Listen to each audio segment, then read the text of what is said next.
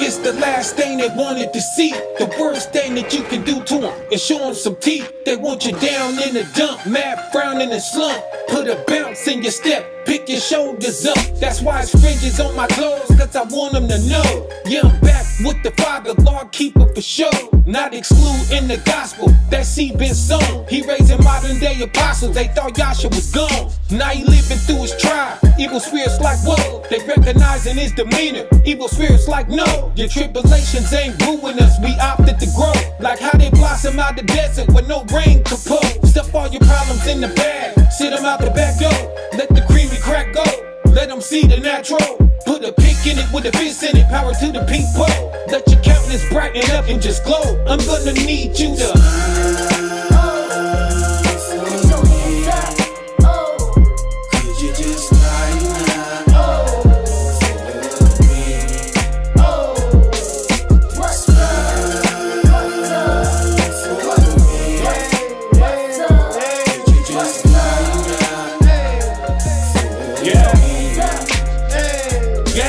the light just shine your Christ, let the radiance flow. Gleaming on them all in they face that's lifeless and dull. Beaming on them like daybreak, they hating it though. Illuminati don't illuminate, gotta change your name, bro. I beg your pardon, scratch that, cause y'all in the darkness. Your days above ground is numbered, you a con artist. Got my people all deceived, hesitant to believe. Working off envy and greed, when they got all they need. Even after they know the truth, and in hope will redeem. It's time out, time to shine now. Hit them off with that theme. Aspiration and greatness, new definition to bling. Don't need a necklace, a bracelet, a watch or a ring. A Jew is already rich, why you think it's called jewelry? The trinket that hang from the Father neck is you and me. Can't praise the Most High and soak at the same time. Turn the corners of your mouth up and make them go blind.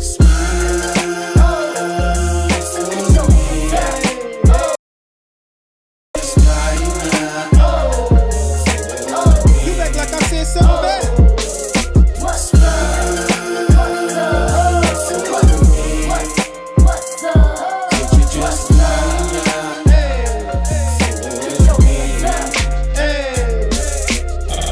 All you gotta do is smile and mean it.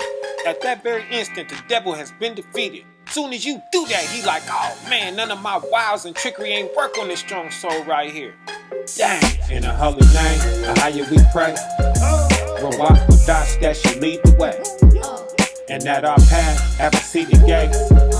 With Jacob's trouble being on the way. Content countenance across our face.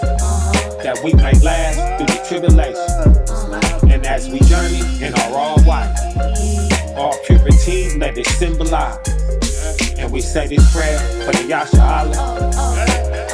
Read the Bible, Philippians 4:10-13. Would I rejoice in thy power greatly? We cannot forget to praise the Most High in the good times and in the bad. That now at the last, in these last days, what? Your care of me has flourished again. We are back on this righteous path, flourishing again. To flourish mean to shine. Wherein ye were also careful, but ye lacked opportunity. Before we lacked opportunity to flourish. 11, not that I speak in respect of one. Not that I'm worried about shining, but what? For I have learned in whatsoever state I am in, whether I'm doing it big or suffering, in whatsoever state I am in, therewith to be content. Kabang, I'ma be content regardless. To be content mean to be satisfied. That's what the Father was trying to teach us in all these hard times and struggles. How to be content, satisfied, humble. He was humbling us. That's why the Father wasn't letting us flourish, wasn't allowing us to shine. So we can learn to do without it, so that when he raised us up in these last days, we won't be distracted from it and bought out and selling ourselves out cheap, It ain't no dollar amount that nobody could offer me that can make me want to change his message, It ain't nothing nobody can do that'll make me want to roll over on the Most High and Christ and his righteousness and truth and his people, I've been doing this for 4 years, turning these industry cats down for 4 years. I'm content. I'm alright with whatever the Most High wanna throw me. Food, shelter, and raiment, and a little something to put toward charity. All praises to High. That's why one of the first commandments is not to covet, which is to have strong need or want for material things. That's law and protection, right? He protecting us. How can you buy a man that ain't got no price? You can't. Verse 12, I know both how to be abased, so I know how to be low and do without and go without, and I know how to abound, and I know how to come up if I wanted to. Everywhere and in all things I am instructed both to be full and In all things we are instructed to be full. That's to be happy and content with whatever is present, but at the same time to be what? And to be hungry. And to be hungry at the same time, meaning I may not have everything that I want, but so what? I'm still full and content. It's gonna tell us that. Both to abound, both to be up high and having it going on, and to suffer need, to still not have everything that I would like to have, but be okay with that. It ain't gonna make me roll over on this law. It ain't gonna put jealousy and envy in my heart and make me roll over on Yasha's gospel. It ain't gonna make me run out and do something desperate and condemn my soul trying to operate in haste either.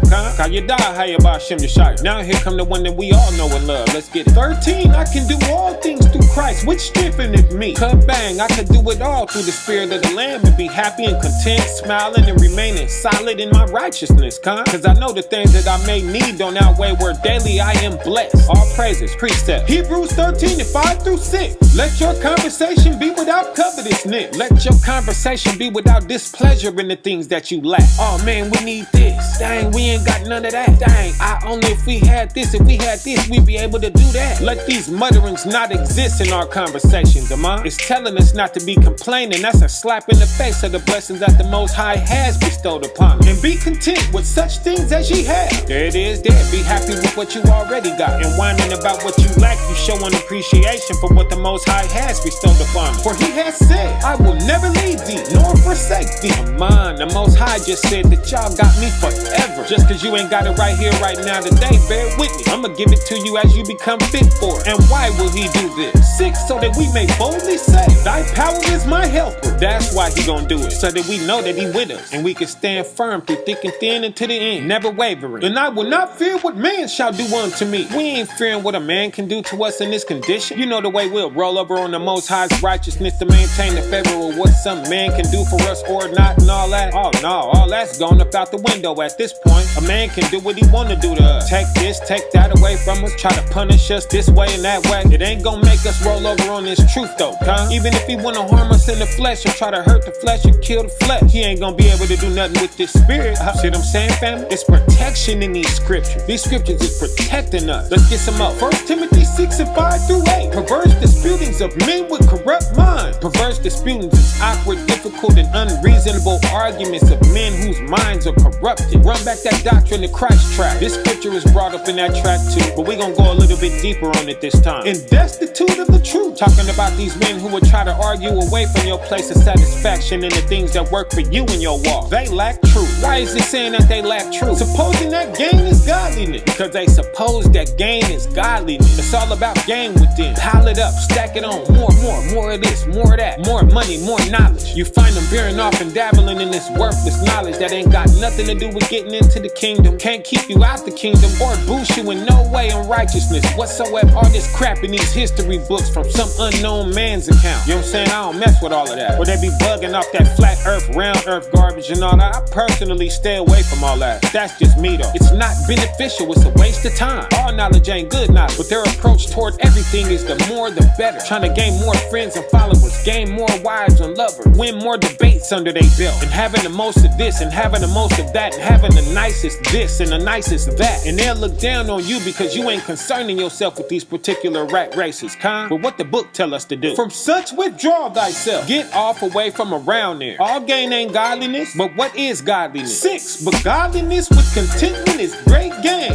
Bang, but having the Most High in your corner and being happy with him and whatever life he has blessed you with and maintaining that. Now this is great gain. It's finna get real, watch this. 7, for we brought nothing into this world. Oh, come on now. We came into this world with nothing but naked. And it is certain we can carry nothing out. You can't take none of that gain up out of here with you. If it put righteousness at risk, it's a waste of your time. If it work against the kingdom that's to come, it's not helping you, that's hurting you. All of that gain. If you gaining knowledge to win debates, you are at risk. That ain't why we gain knowledge. We gain knowledge to serve the Most High in accuracy, to please him, to reap his reward, and to be with him forever in his kingdom. That's what we studying for. If you gaining money and material things for the purposes of just the floss and not give charity, then a multitude of your sins will not be covered, and you are at risk. If you trying to gain popularity, prestige, and glorify yourself, you are at risk. Nah, we gotta give every drop of the glory to the Most High and render souls unto Him, His word, His walk, and His way, with all our impact and influence. If your reputation ain't serving that purpose, then you at risk, you going off. It ain't about gaining, keep it all 1,000 with you once you come into this truth. It really become about stripping yourself off of all of these things and making your burden light,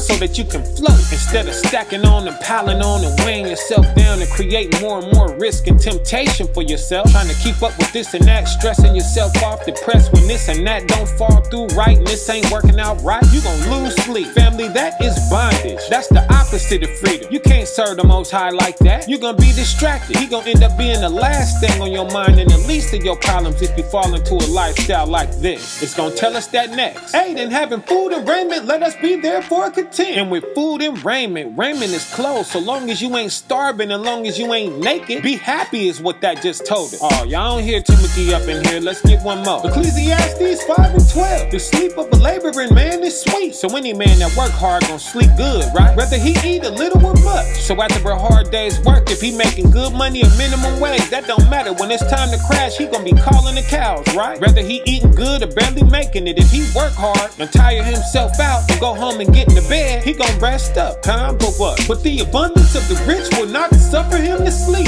bang. But the lifestyle of a rich man ain't gonna let him sleep. He up thinking and stressing, worrying about this, worrying about that, right? More money, more problems, what they've been saying in the world for years, right? He can't sleep. Man, these rich people commit suicide all the time. They ain't happy, so be content and satisfied with whatever life the Most High has blessed you with, Love your wives and husband, that's your wife or husband. Love whatever loved ones that you know you got in your company. That may not be many, but so what? I'm hated by way more people than I'm liked by. Trust and believe. And I'd trade 1,000 fake brothers for one real one any day. It's about quality, not quantity. Love what you have, even if it ain't a lot, it's yours. You may not live in the best house, but if it rain, you ain't gonna get wet, All praises to the Most High. Steak or hot dogs, you ain't gonna starve to death. Praise the Most High. Be content therewith. They say beauty is in the eye of the beholder, but so is happiness. What the next man need to make him happy ain't what you need. Don't ever let nobody else tell you what you need. Nah, that's what float they boat, not yours. That's what they need. That's what they spirit dealing with and operating in, and what's required to make them happy, not you. What Ecclesiastes 12:13 say. Hear the conclusion of the whole matter, so that you can form a proper opinion according to facts and keep the Most High's commandments, And that's the whole duty of a man. It's not hearing the conclusion of the whole matter, keeping the Most High's commandments and letting the next man define what you need to make you happy. That ain't what it says. If you please in the Most High and stand in line with the law and gospels, then you A1. Lighten up, crack a grin on them, kabling, and keep it pushing. Don't let nobody mess with your happiness. Don't let nobody ruin your smile for you. I am your brother, Bron7e, BWO, Full Ward Order. We are taking over. Gather in the Christ Yeshaya Church in these last days. The truth about happiness. Active smile. Let's roll up out of here like this on our way out. Psalm 16:8-11. I have set thy power always before me, because he is at my right hand. I shall not be moved. 9. Therefore my heart is glad, and my glory rejoiceth. My flesh also shall rest in hope. 10. For thou wilt not leave my soul in hell, neither wilt thou suffer thine holy one to see corruption. 11. Thou wilt show me the path of life.